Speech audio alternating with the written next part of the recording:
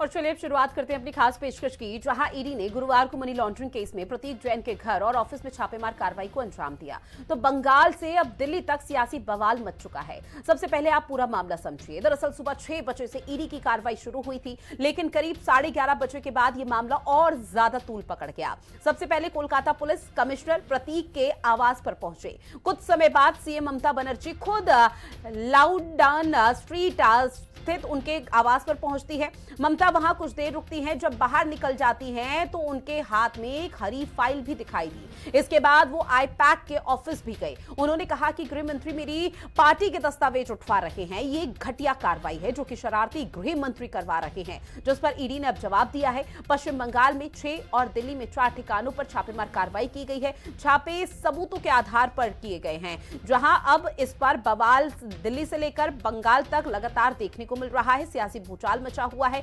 सियासत पूरी तरह से गर्मा गई है। अब आज कोलकाता में ईडी रेड के खिलाफ सीएम ममता बनर्जी का मार्च भी है। तो दिल्ली में टीएमसी सांसदों ने गृह मंत्री के घर और दफ्तर का घेराव कर दिया और जमकर प्रदर्शन किया, साथ ही नारेबाजी भी की गई। वही तख्तीत भी दिखाई है, तो पुलिस ने सभी को हिरासत में भी लिया है। वही दूसरी बार यह मामला अब हाईकोर्ट तक पहुंच गया। छापेमार कार्रवाई में दखलंदाजी को लेकर हाईकोर्ट में ईडी ने याचिका डाली है, जिस पर आज दोनों पक्षों की सुनवाई होगी। उधर आईपैक प्रमुख प्रतीक जैन की पत्नी ने ईडी पर ही चोरी का आरोप लगा दिया और पुलिस में चोरी की शिकायत कर दी है। यानी कि फिलहाल बंगाल में चुनाव से पहले बवाल ही बवाल है। आज इसी को लेकर हम चर्चा करेंगे, लेकिन उससे पहले क्या रिएक्शन सामने आए जरा वो देखिए। Party strategy, the party plan, is it the duty of the ED and Amit Shah, the नेस्टी home minister, the naughty home minister who cannot protect the country, and he's taking away all my party documents. If I get the BJP party office, what will be the result? They didn't have any guards. One side the SIR case, they're deleting all the names of the Bengal people, more than 2 crore people. Hindustan में ऐसा नजारा कभी किसी ने देखा है? एक राज्य की मुख्यमंत्री एक सरकारी व्यवस्था में किसी जगह रेड चल रहे, वो भी कोल स्कैमर हवाला लेकर के उससे फाइल चुराने आया। चाहे फाइल छीन के चला जाए, कलम छीन के चला जाए, चाहे पूरा संविधान का किताब यहाँ से उठा के लेके चला जाए। पश्चिम बंगाल की जनता तैयार कर लिया, इस बार ममता बनर्जी का विसर्जन दे के रहेगा। जब हम ईडी के खिलाफ लड़ते हैं तो टीएमसी तो बैकफुट पे रहती, साथ नहीं देती। अब समझ में आया उनको, ईडी बनी ही है विपक्ष को टारगेट करने का, तो विपक्ष को टारगेट किया है। तो अब ममता जी सीख लें कि ज्वाइंटली लड़ना चाहिए। ज्वाइंटली नहीं लड़ेंगे तो देश में डेमोक्रेसी नहीं बचेगी। धमकाने की बात है तो कुछ दिन के बाद चुनाव तो आ ही रहा है। चुनाव नहीं लड़ेंगे तो क्या कबड्डी खेलेंगे पश्चिम बंगाल में जाकर के? चुनाव का नारा दे रहे हो, क्या हमला बोल, पिछली बार खेला हो बा, तो तुम क्या कहना चाहती हो? क्या संविधान में विश्वास नहीं है? क्या संविधान के अनुसार तुम नहीं काम करना चाहते? क्या संविधान के अनुसार पश्चिम बंगाल को नहीं चलाना चाहते? अपने बारे में सोच लो, क्या कह रहे हो? चुनाव तो लड़ा ही जाएगा, लड़ेंगे भी। विपक्ष के नेताओं को परेशान करने के लिए, उनका उत्पीड़न करने के लिए ईडी का इस्तेमाल हो रहा है। भाजपा की सरकार चाहती है कि विपक्ष के नेता सरकार के खिलाफ बोलना बंद कर दें और जो सरकार के खिलाफ बोल रहा है उसके वहां पर कहीं ईडी का, सीबीआई का, इनकम टैक्स का छापा डला करके उनकी आवाज बंद करना चाहते हैं। से आप सभी का तारुफ कराते हैं। मोहम्मद एतेश शामुल हक हमारे साथ जुड़े हुए हैं, टीएमसी के नेता हैं। साथ ही संदीपा चक्रवर्ती जी हमारे साथ जुड़े हुए हैं, जो कि कांग्रेस के प्रवक्ता है। सत्येंद्र सिंह पूर्व डिप्टी डायरेक्टर ईडी से हमारे साथ जुड़े हुए हैं। आप तीनों का बहुत स्वागत करती हूँ हिंदी खबर में। शुरुआत सत्येंद्र सिंह जी मैं आप ही के साथ करना चाहूंगी सर, क्योंकि देखिए ईडी पर और सीबीआई पर हमेशा ये आरोप लगते रहे हैं कि वो केंद्र जो सरकार है वो दुरुपयोग कर रही है, अपने इशारे पर ईडी और सीबीआई की कार्रवाई जहां जहां चुनाव होते हैं वो लगा देते हैं। तो इन्हीं आरोपों को लेकर आपका पहला रिएक्शन? आपको, मेरे को-पैनलिस्ट और सभी दर्शकों को नमस्कार। देखिए, आरोप सरासर गलत है। ये कहना कि चुनाव के टाइम ही होता है, तो चुनाव के अलावा जब कार्रवाई होती है तो उसकी चर्चा क्यों नहीं करते? दूसरा ये है कि ये कहना कि ईडी, सीबीआई और इनकम टैक्स, जी। तो ये केंद्र सरकार की संस्थाएं हैं। मैं इनसे पूछना चाहूंगा कि जहां इनकी सरकार है, जैसे अभी जहां कार्रवाई हुई बंगाल में, वहां भाजपा की सरकार नहीं है, तो वहां जो पुलिस है, एंटी करप्शन है और डिपार्टमेंट है, क्या वे कानून से काम नहीं करते? इनके इशारों पे काम करते हैं? जी।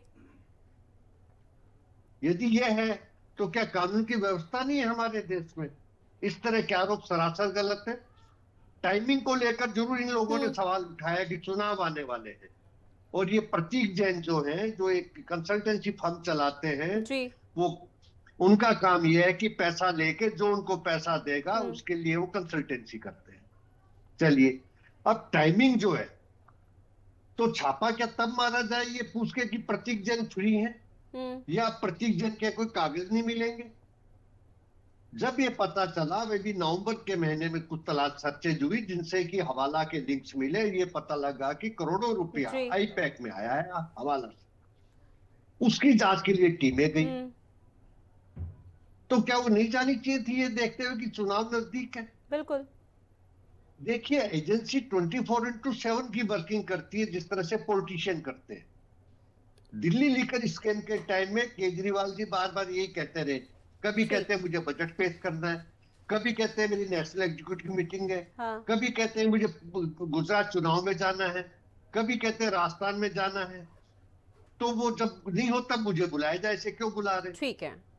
तो क्या ये भी इनकी सहूलियत से होगा? एजेंसियां भी 24/7 काम करती है, और वह छापा जो है, सर्चेस तब की जाती है जब इन्वेस्टिगेटिंग ऑफिसर को ये उम्मीद हो कि आज इस जगह पे छापा मारने से मुझे डॉक्यूमेंट्स और एविडेंस मिलेंगे ठीक जो है कि सर। उसकी इन्वेस्टिगेशन में सहायता देगी। जी ठीक है, जो आरोप यहाँ पर विपक्षी पार्टियों की तरफ से लगाए जाते हैं, बहरहाल वो बेबुनियाद हैं। एहतेशामुल हक जी, मैं आपके पास आते हुए सर, क्योंकि सबसे पहले तो मैं ये समझने की कोशिश करूंगी, क्या वाकई में कोयला घोटाला हुआ है प्रदेश में? और अगर हुआ है और इस दौरान प्रतीक पर के आवास पर, उनके दफ्तर पर छापेमार कार्रवाई हो रही है, तो इससे टीएमसी को दिक्कत क्या है? देखिए रितु जी, हिंदी खबर के चैनल के माध्यम से मैं कहना चाहता हूं कि कल तक पूरे देश में ये सभी लोग जानकारी थे कि भारतीय जनता पार्टी ईवीएम चोरी करते हैं, ईवीएम हैक करते हैं, वोट चोरी करते हैं। लेकिन कल पूरे देश ने देखा कि ये जो है, समझिए, डेटा भी चोरी करते हैं, वो भी किसकी? भारतीय जनता पार्टी के डेटा चोरी करने की कोशिश से। ये एक पुराना जो 6 साल 2020 का मामला, मनी लॉन्ड्रिंग केस का, इसको जो है अभी सडनली इसी बहाने लेकर करके हमारे आईपैक जो रणनीति सलाहकार हमारे हैं, उनके दफ्तर और उनके घरों में इस तरह की ईडी का एक बहाना है, एक्चुअली में हमारा डेटा चुराना है। लेकिन मेरी नेत्री ममता बनर्जी ने बहुत ही मतलब अच्छे ढंग से अपने कागजात पेपर को लेकर के उनके दफ्तर से निकली हैं। ये कहीं ना कहीं ये समझ लिए हमारे जो सरकार, जो यहाँ हमारे रणनीति, उनके यहाँ दफ्तर में जिस हिसाब से रेड किया गया, ईडी एक बहाना है। एक्चुअली में भारतीय जनता पार्टी के इशारे पर काम करने वाली इन्फॉर्मेशन डायरेक्टरी जो है, ये कहीं न कहीं समझ लिए संदेहजनक बात है कि उनके इशारे पे काम कर रही है। ये 2020 का मामला, ये आखिर हमारा इलेक्शन का समझ लिए ब्लू। ठीक है, निश्चित तौर पर मैं आपकी बात से सहमत हूं, लेकिन देखिए सर, हर सिक्के के दो पहलू होते हैं। एक ठीक है सर, सुनिए हक साहब, हर सिक्के के दो पहलू होते हैं। एक पहलू तो आप बता रहे हैं, और विपक्ष आज से नहीं, लंबे समय से, जब से केंद्र में बीजेपी यहाँ पर बैठी हुई है, तब से लगातार आप लोगों की तरफ से ही कहा जाता है कि वो सरकारी एजेंसियों का दुरुपयोग कर रही है। लेकिन हमारे साथ सत्येंद्र सिंह जी भी तो बैठे हुए हैं, जो कि ईडी के पूर्व डिप्टी डायरेक्टर है। उनकी तरफ से सीधे तौर पर कहना है कि हम लोग स्वतंत्र हैं, हम लोगों की तरफ से अगर कार्रवाई की जाती है तो वो आप लोगों की टाइमिंग के हिसाब से नहीं की जाएगी। उनके पास जैसे ही शिकायत पहुंचेगी उसी के आधार पर कार्रवाई होगी। तो टीएमसी कोऑपरेट करे उस चीज को लेकर।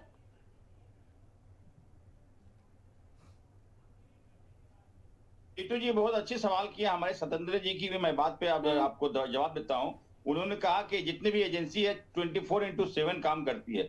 24/7 काम करने वाली कोई भी एजेंसी ये 6 साल क्यों लगा, हमें समझ में नहीं आता है। ये एजेंसी सडनली ये किन्हीं के इशारे पर, ये किन्हीं के हुक्म पे, किन्हीं के इस पे समझ लिए ये आना फानी में ये समझ लिए ये किया गया। ये एक समझिए कि सोची समझी रणनीति के तहत समझ लिए हमारे यहाँ डॉक्यूमेंट्स को चुराने की एक कोशिश जो भारतीय जनता पार्टी पश्चिम बंगाल को सत्ता में हासिल करने की कोशिश कर रही है पिछले दरवाजे। एक तो एसआईआर में इन्होंने समझ लिए यहाँ पर इस हिसाब से काम किए हैं, और दूसरा हमारे जितने भी हमारे डेटा है उसको ये लेने की कोशिश कर रहे हैं, लेकिन उसके बावजूद भी इनकी सत्ता में कुछ सर उस डेटा में ऐसा क्या है जो बीजेपी इतनी आतुर है कि इस तरह का षड्यंत्र रचा हुआ है आप लोगों की नजर में? उस डेटा में ऐसा क्या है?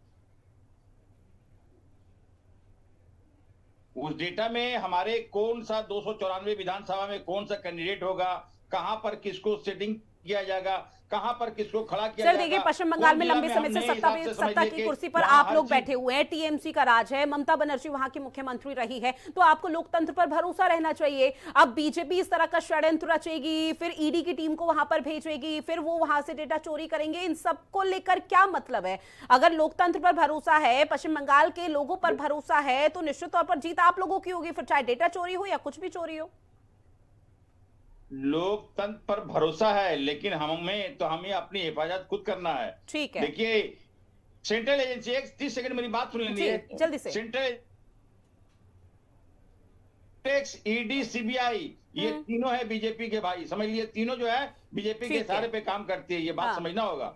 इसलिए हम लोग सावधान थे, सावधान है, सावधान रहेंगे। ठीक है, कांग्रेस की प्रवक्ता संदीपा चक्रवर्ती जी भी हमारे साथ जुड़ चुकी हैं, साथ ही उमेश राय बीजेपी के सचिव हमारे साथ जुड़े हुए हैं। आप दोनों का एक बार फिर से बहुत स्वागत करती हूं हिंदी खबर में।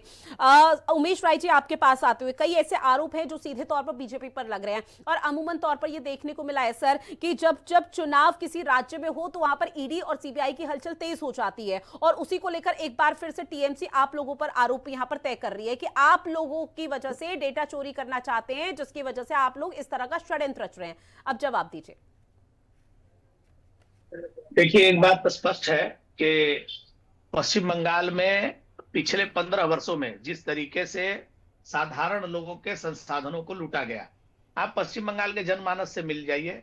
पश्चिम बंगाल में कोयले की चोरी, पश्चिम बंगाल में रेत अवैध का खनन, पश्चिम बंगाल में अवैध क्रशर चलाना, माने पत्थर की चोरी, यहाँ पर गाय तस्करी का पैसा, इस तरह के बहुत सारे आरोप लगे और बहुत लोग पकड़े गए, जेल गए, बहुत वर्षों तक जेल में रहा, नौकरी के भर्ती घोटाला हुआ और विभिन्न तरह के भ्रष्टाचार हुए, और उसकी जांच में ईडी और सीबीआई लगी हुई है।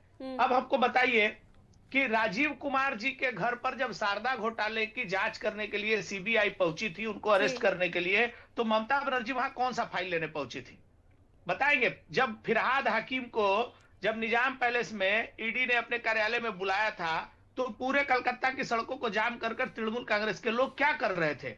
ममता बनर्जी कल सिर्फ इतना सुनती है कि प्रतीक जैन के घर पर, उनके कार्यालय पर रेड हुआ है, तो अपने सारे प्रोटोकॉल, सारे नियमों को छोड़कर ऐसा लगता है जैसे उनका प्राण उसी तोते में बसता है, और उसके घर भाग के जाती हैं, अपना पूरा सिस्टम लेके जाती हैं, और एक ऐसा काम करती है जिसको इस देश का सबसे जघन्य अपराध कहा जा सकता है। वही तो सर, वही तो टीएमसी कह रही है कि उसमें डेटा था, उसमें आगे इंफॉर्मेशन थी कि चुनाव कैसे लड़ना है, जो यहाँ पर अभी फरवरी मार्च में और या तमाम चीजों का जिक्र किया जा रहा है। लौटूंगी मैं आपके बाद।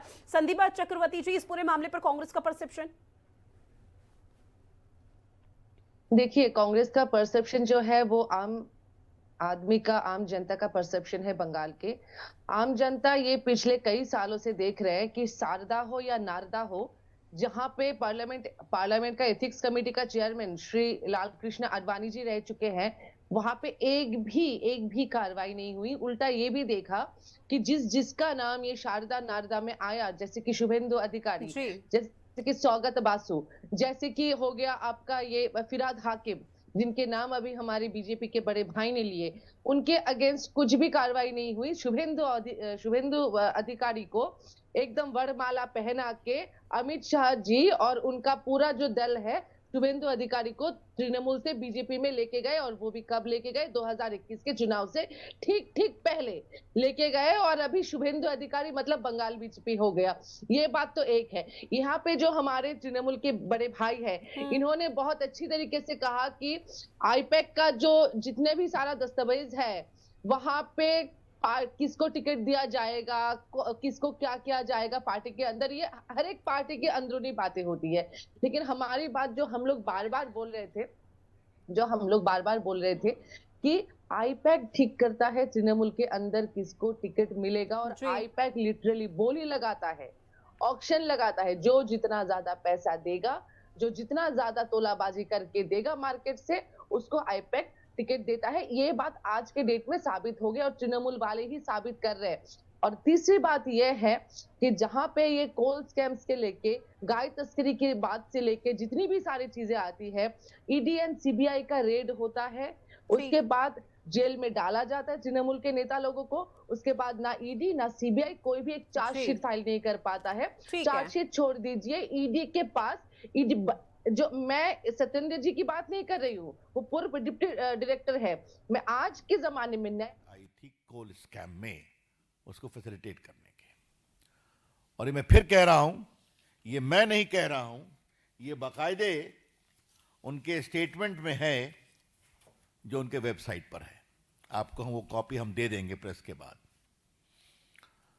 ऐसे में ममता जाती हैं, वो सिटिंग चीफ मिनिस्टर है, और समाचार पत्रों में यह भी लिखा हुआ है जैन का घर कहाँ है, गाड़ी छोड़ती हैं और फ्लैट में घुसती हैं, उनके पुलिस कमिश्नर जाते हैं, पुलिस अफसर जाते हैं और वहां ईडी के लोगों को हड़काते हैं और ये बहस करती हैं और कागज छीन करके लेके चली जाती हैं। उनका आचरण